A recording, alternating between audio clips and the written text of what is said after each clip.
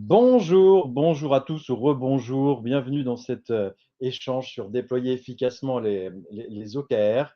Vous avez vécu différents temps qui me semblaient hyper riches et ça ne se voit pas, mais on est avec Gaël Théo Gautron, qui malheureusement a un problème technique, mais elle est avec nous par téléphone. Donc j'espère que vous allez l'entendre, je vais avoir besoin de vos feedbacks. Bonjour Gaël. Bonjour Jean-Baptiste, bonjour à tous. Merci de m'accueillir dans des conditions pas tout à fait optimales. À minima sur le visuel, je suis ravie d'être parmi vous aujourd'hui. Bon, ben merci en tout cas d'être là. On a vraiment beaucoup de chance. Euh, L'idée, c'est de rentrer de façon approfondie sur comment déployer efficacement les OKR. Peut-être avant qu'on rentre dans le fond de la démarche, Gaël, est-ce que tu peux nous présenter Ostrom et puis peut-être comment tu as connu les OKR? Et je crois que l'OKR Forum n'a pas été complètement neutre d'ailleurs. Absolument. Donc, Ostrom Asset Management, c'est une société de gestion dédiée aux grands institutionnels. Elle fait partie du groupe Natixis Investment Managers, qui lui-même est une entité du groupe BPCE, donc Banque Populaire Caisse d'Épargne. Et en effet, j'avais découvert sur ton invitation, Jean-Baptiste, la méthode OKR au forum 2023. Et ce qui m'avait particulièrement marqué, c'est à la fois l'orientation résultat de cette méthode, sa transparence, mais aussi le témoignage de certaines startups qui étaient venues témoigner, en particulier le fondateur de We Can Do. Où la réflexion que je m'étais faite, c'est ces entreprises qui ont besoin dans leur modèle, en fait, de démontrer très rapidement la pertinence de leur business model, l'efficacité finalement de leurs travaux pour dégager tout de suite du résultat.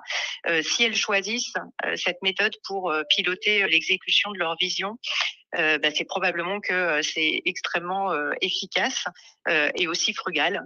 Donc voilà, ça m'avait donné envie de m'y intéresser davantage. On avait poursuivi par pas mal d'échanges et puis j'ai fini par trouver l'endroit, l'entreprise dans laquelle déployer ce modèle de manière pertinente. Alors justement, ton entreprise, pour la situer, on a compris que c'était un grand groupe, hein, BPCE, que faisiez partie de Natixis Investment Management. Ostrom, concrètement, c'est combien de personnes au quotidien?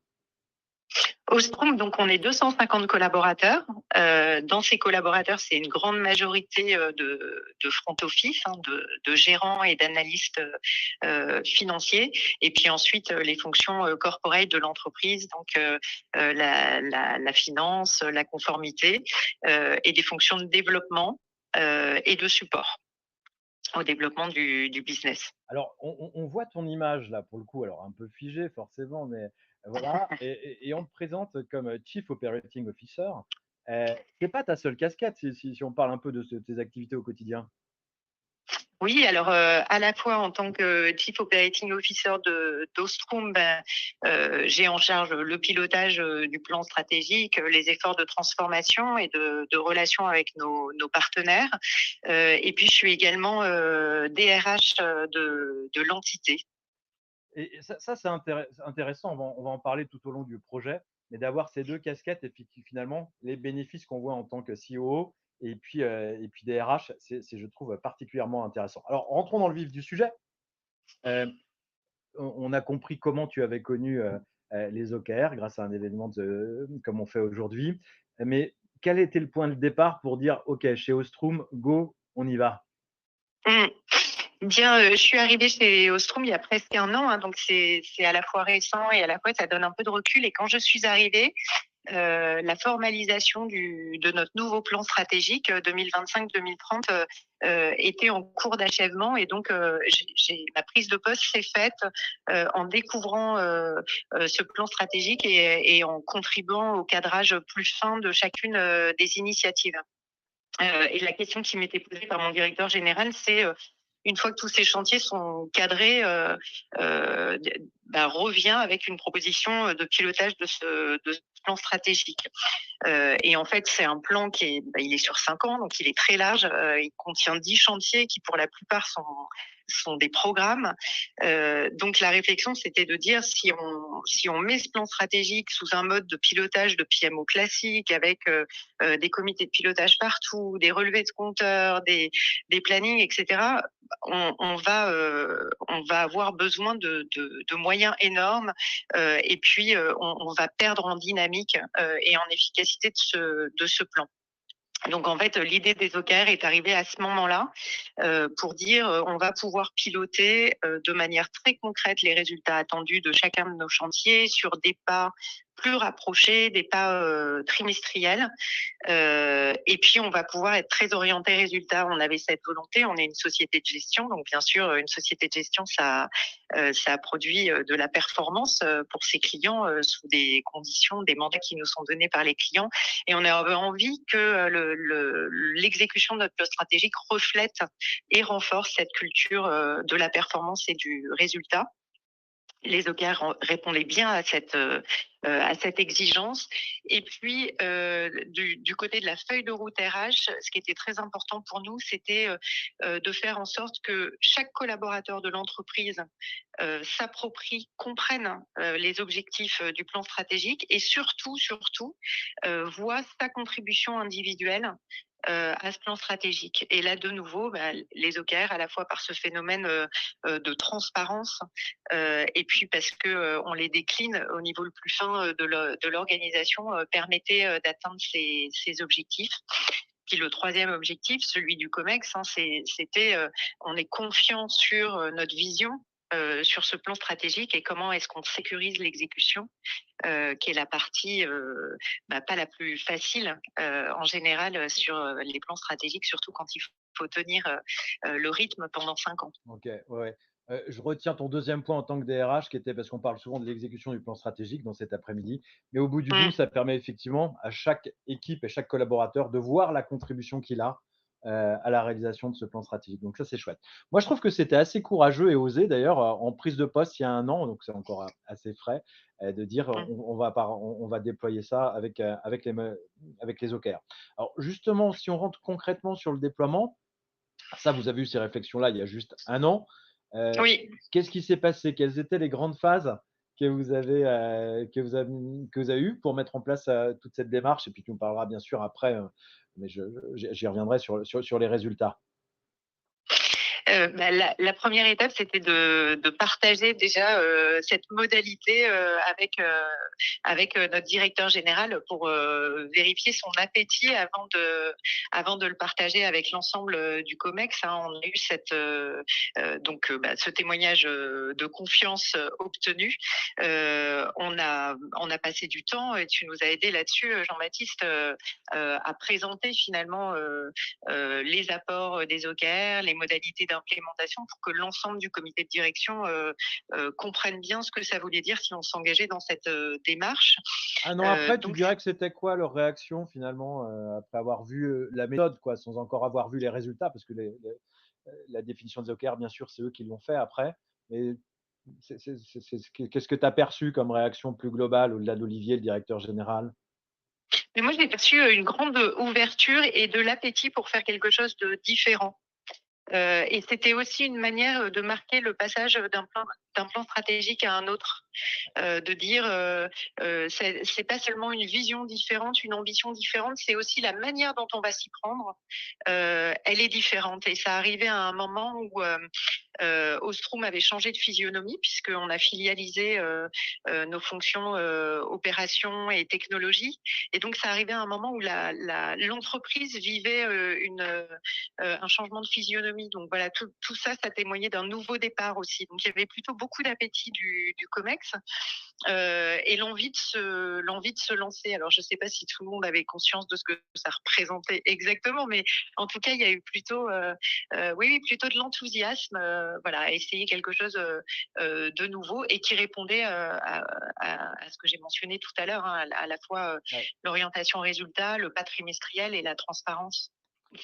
Et donc là, une fois la présentation faite, cette envie d'y aller, bah, du coup, on a fait un travail, au niveau de bah, je te laisse peut-être décrire ce qui s'est passé au niveau Oui. global du COMEX et puis de chaque directeur finalement.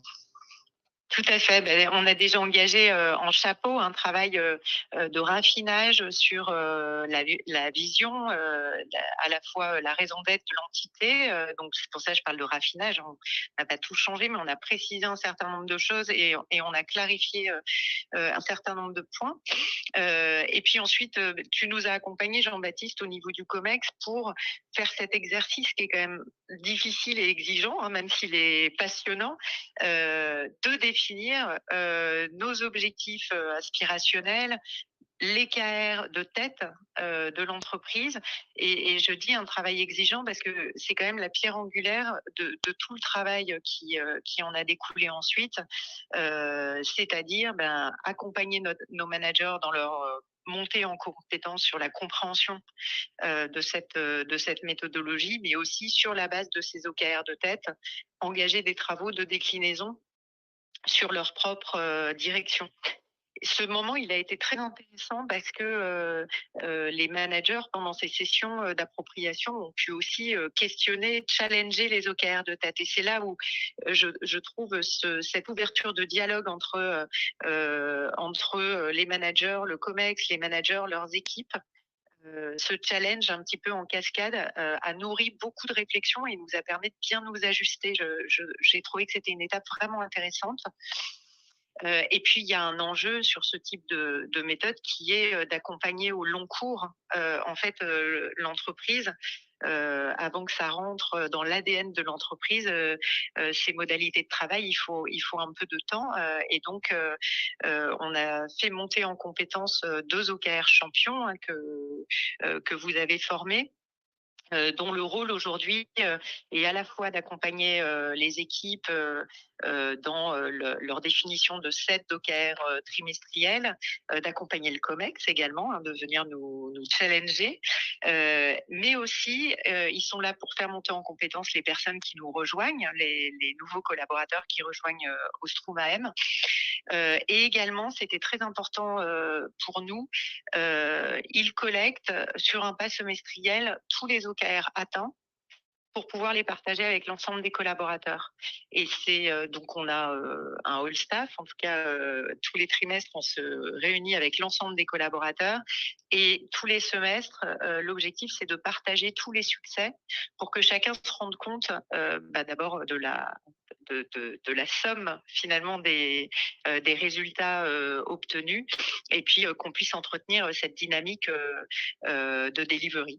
Voilà, et de fierté aussi hein, des collaborateurs de contribuer à ce plan stratégique. Alors ça c'est chouette d'entendre ce mot de fierté des collaborateurs, si ça peut contribuer à ça. Derrière l'engagement, il y a effectivement de la fierté.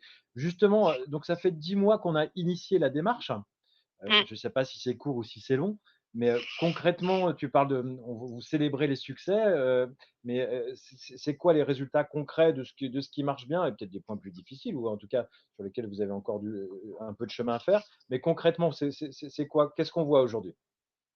Je trouve que ce qui marche bien, c'est que l'engagement qu'on avait pris, et ça fait partie de la méthode, c'est déjà de donner à voir, une fois ce travail de formalisation des OKR pour toute l'entreprise, de donner transparence à chacun, c'est-à-dire de permettre à tout le monde d'avoir accès à ces OKR. Donc en mars ou avril, on a, à travers la newsletter interne, publié l'ensemble des OKR de chacune des directions d'Ostrom AM. À la fois cet effort de transparence, on s'y était engagé, donc il était attendu, il a été apprécié et surtout ça a permis aux équipes d'engager des échanges et de dire ah mais j'avais pas conscience que vous étiez très occupé à ça, d'identifier des moments de travail communs et de dire à quel moment tu vas pouvoir travailler avec moi là-dessus et donc peut-être on a un OKR commun à formaliser pour le prochain trimestre. Donc ça finalement c'est une très bonne manière de casser les silos et puis de favoriser le dialogue, la coopération, mais aussi de l'empathie de la part des différentes directions sur ce qu'ont à faire chaque équipe, chaque collaborateur. Donc ça, c'est un premier succès pour moi parce que ça a remis beaucoup de dialogue dans l'organisation. Le deuxième succès, c'est que pas plus tard qu'hier, on était en train de préparer cette collecte de succès pour notre rendez-vous du mois de juillet. Sur les équipes, en tout cas pour lesquelles j'ai pu faire cet exercice, on est à 80% d'atteinte des OKR annoncés sur ce pas trimestriel. C'est énorme quand on voit que chaque trimestre, chaque équipe s'est donné entre 9 et 12 OKR à atteindre. Atteindre 80%, ça fait une somme Et ils étaient de ambitieux. succès à Et ils célébrer étaient qui sont énormes. Oui, et d'ailleurs, ça, c'est peut-être une leçon apprise aussi. Il y a eu un enthousiasme de départ qui fait qu'on s'est fixé beaucoup, beaucoup d'objectifs. Voilà, peut-être qu'on deviendra un tout petit peu plus sage, à l'avenir.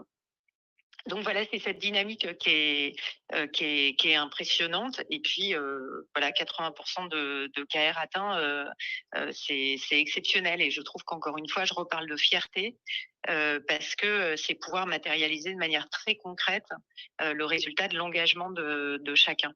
Et là, c'est la DRH qui parle en plus. Donc, Absolument. Ouais. c'est vraiment chouette. Je retiens vraiment cette histoire de newsletter. À partir du moment où on met les OKR dans la newsletter, c'est sûr que l'effort de transparence, la transparence, on y est, quoi. Je trouve que c'est une bonne pratique qui peut être intéressant à partager. Puis je retiens, on l'a entendu à travers d'autres témoignages, mais je peux témoigner aussi que c'est le cas à chaque fois. On part toujours avec trop d'OKR et ça s'affine et c'est très bien comme ça. N'hésitez pas à poser vos questions. Je me ferai le relais auprès de Gaël qui ne les voit pas, mais n'hésitez pas à poser vos questions à travers le chat. Il nous reste 5 minutes. J'ai envie de te poser la question, Gaël. On perçoit une dynamique qu'ont posé les OKR dans toute l'organisation. Toi, d'un point de vue plus personnel, qu'est-ce que tu retiens de la mise en place de cette démarche? Parce que tu es arrivé il y a 1 an, tu as très vite initié la démarche soutenue par tout le COMEX. Qu'est-ce que tu retiens de cette démarche?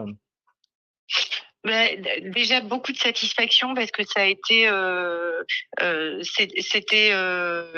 c'était nouveau, donc c'est forcément un peu risqué. C'est-à-dire si ça marche pas, bon, si ça fait flop, dommage.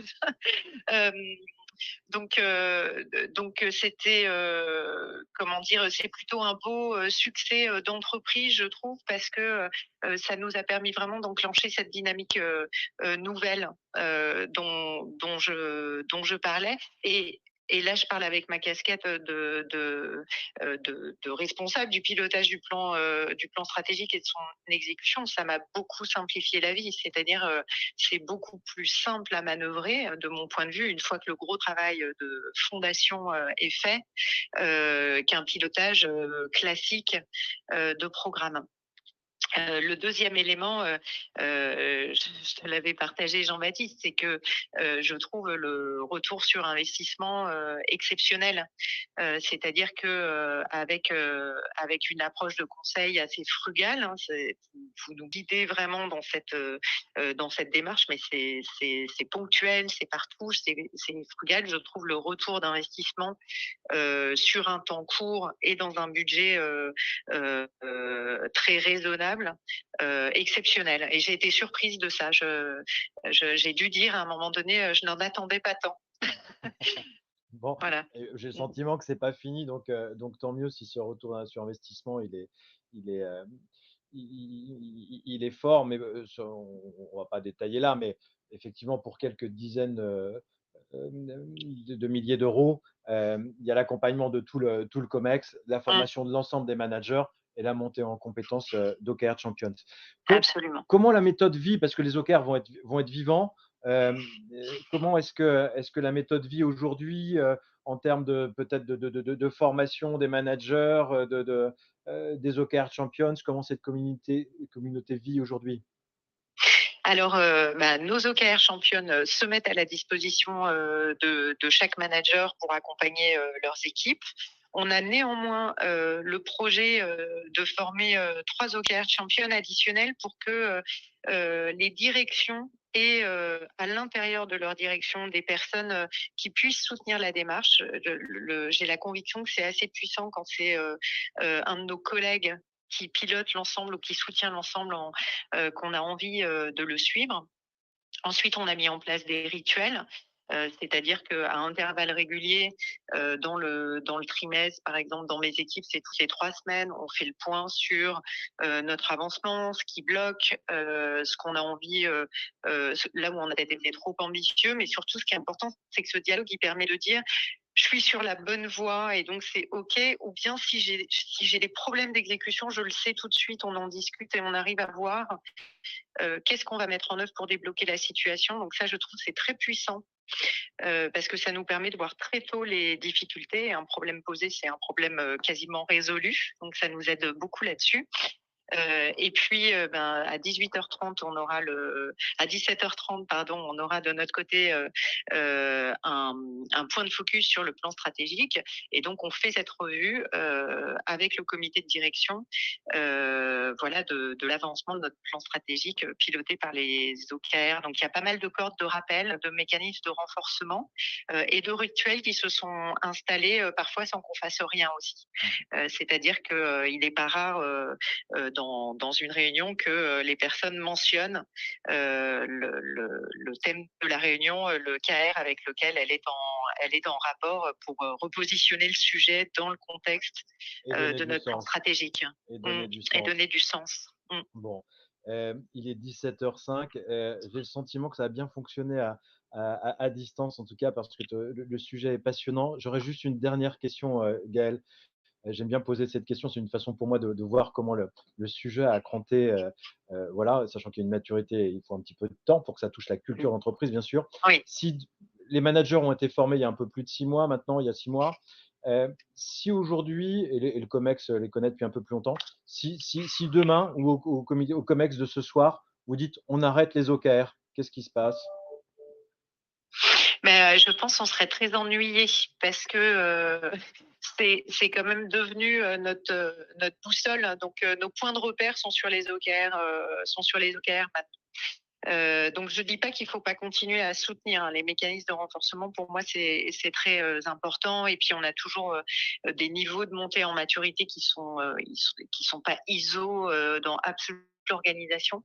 Mais je suis pas sûre qu'on saurait basculer sur un autre mode de pilotage là 10 mois plus tard. Super. Bon, bah écoute, merci beaucoup Gaël de t'être rendu disponible et dans les conditions techniques. Franchement, j'ai adoré Merci notre à toi échange. pour J'espère l'invitation. que tout le monde a pu apprécier également. Et on va avoir un petit temps de pause. Vous pouvez aller en haut à gauche sur la partie forum où il y a des salles pour discuter. Donc n'hésitez pas, c'est l'occasion de se rencontrer. Moi, je vais aussi me balader dans ces salles-là. Et puis avant de retrouver bah, la prochaine séquence qui sera comment engager les équipes et animer une communauté OKR justement. Et ce sera à 17h25. Voilà. Merci encore beaucoup Gaël et puis à très bientôt. Merci infiniment. Allez, au revoir.